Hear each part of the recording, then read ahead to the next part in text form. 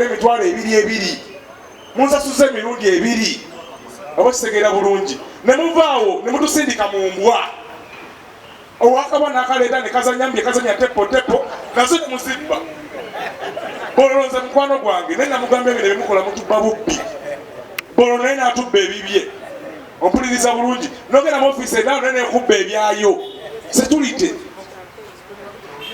akajogere wano setulite omusolo guno infact guno omusolo gambabulire tegutuukana mu gavumenti omusolo gusigalamu mmwe abanene mmwe gavumenti eganyirwa musolo guno so nga singa mutaddewo ennongoserezeemu tisente zino muzikwate mukwate ezembwa mukwate z'abasirikale mukwate za OCCID OS operation muziteke wantu wamu tulete emitwalo 5 kiba beta naye zo nezije waka MP nazijako zanzijeko nevaawo nengende naggulu ku bbaluwa ne bazijako ze banzijeko nengenda kuwembwa naye nazibako zanzibyeko nengenda ku kitundu kwengenda otegekera show ba osibayi waliwo bonga bo bambwa abamu ye nagamba nze njagala sente bweziti oba tozibadde ogenda kukola show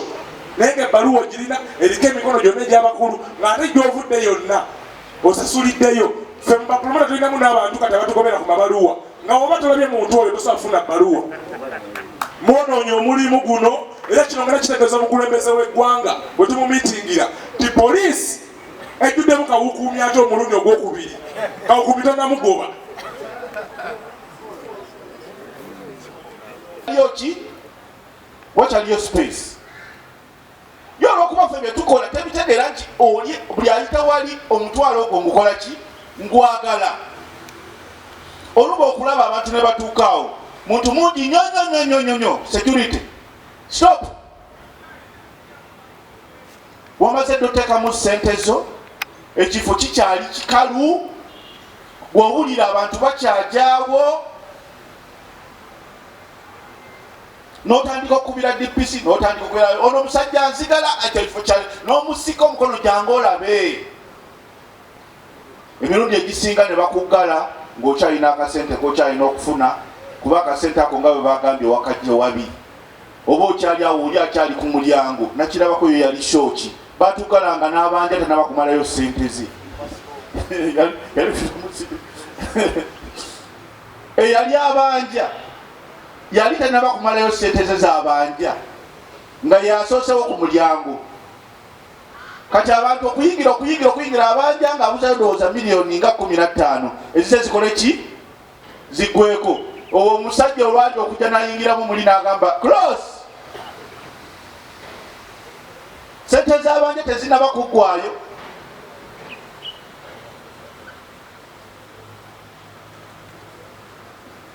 sente z'abanja tezinaba kuggwayo ezizo tonaba nazituukako omusajja agaddewo kati kyova olaba nti commotion oyo ajja mu kifulu naffe tulwana kyova olaba mbadde njagala nnyo bino security nti bigambe nga weeri kati awo olutalo ne lulema kubeera lw'abantu bano bayingira erulube olutalo olwaffe abategesi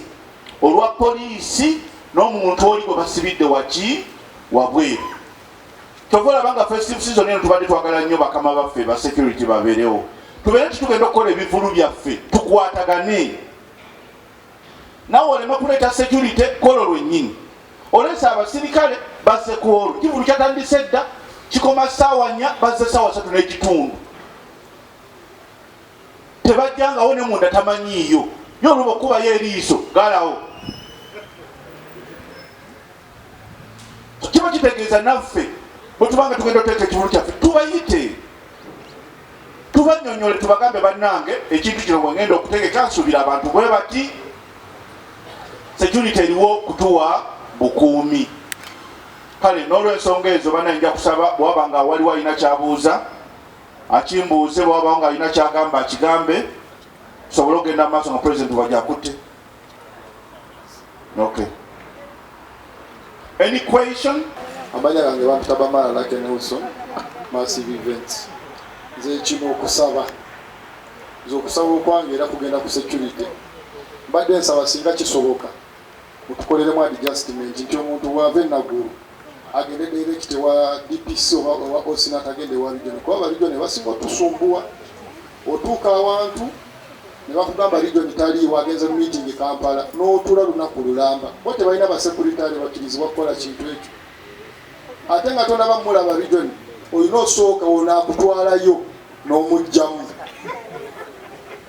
regional komanda gwogenda okulaba ebitiibwa alina bingi ayimira nakugamba eno regioni yonna nze ngitwala kitegeeza naawe mu nsi olina okubanga okola ki naye ngaekigulu kyotegese okisubiramu abantu 2,000 ku poliisi gyovudde nagulu osasudde sente region omulaba lutalo tosobola kola DPC nga region tanabakola ki kati bw'otuuka ewa OC ate yasinga ne region amaanyi yes nkikatiriza ekirala nsaba mutuyambe ku security y'entebe eri too expensive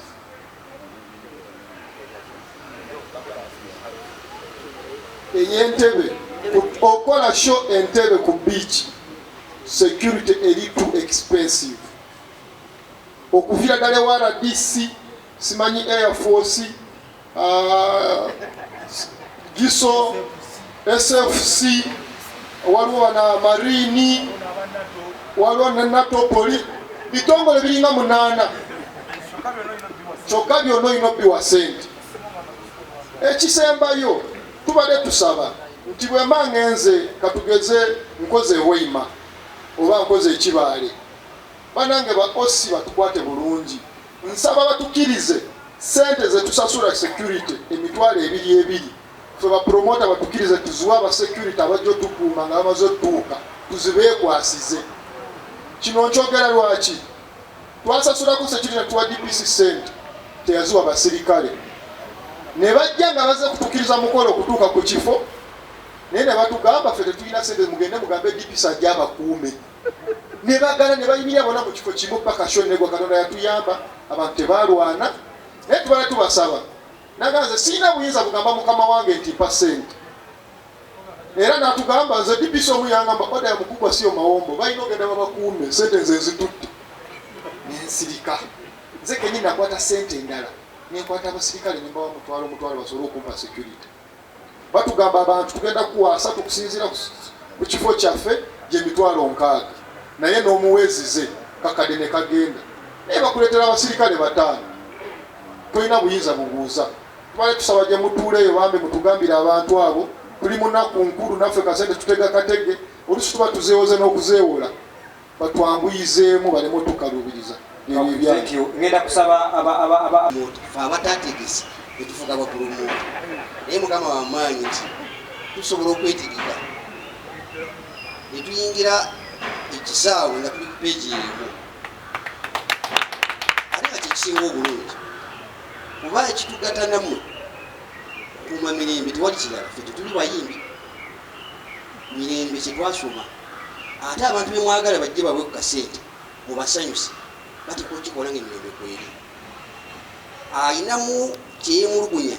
twala shoyo somali olabe osobola okumalako bw'osubtractinga security ku kintu kyonna odda ku zero era bw'oleeta concept ya security ebirala byonna biba secondary oba otegeka mbaga oba otegeka ki buli kimu kyonna security etekubwa namba emu. Njagala okwebaza federation okulaba nti mulina okwegatta kuno bagamba agali awamu gebakola ki n'eddoboozi lyammwe mbadde nsomawo ndabye ebbaluwa nga pulezidenti awandiika nga bagenda bateekamu kasente kikulu nnyo ekyo kasita mwegatta naffe tubeera n'enkolegana wakati nga tumanyi nti balina obukulembeze ensonga z'omwami eza raisins eza revenue tebategeera sente mmeka omuntu alina okusasula ku poliisi esente ezo naye sizimanyi lozatandika mwaka guno naye fomula kyekole gye bagoberera okulaba nti bagereka sente ezo ekyo nange sijja kiddamu oba sikimanyi naye ogambye nti mukama wange direct operations yategeezebwa ku nsonga eyo n'ensonga endala gyogedde badde ati ya manpower deployment nti oli aleeta abasirikale 10 n'agala omuwe millions 2 oba millions 4 nja bategeeza nti deployment ya security nga mwami bwezi wano bwagambye at times tebeera tamini gwe omutegesi si gwalina ogamba ekivulu kyange mpayo abasirikale 4 gwe kyokola omuwa plan n'abantu b'osuubira ye n'akola assessment n'agamba okusinziira venue eno nga bweri cricket oval abantu tujja kwetaaga bwe bati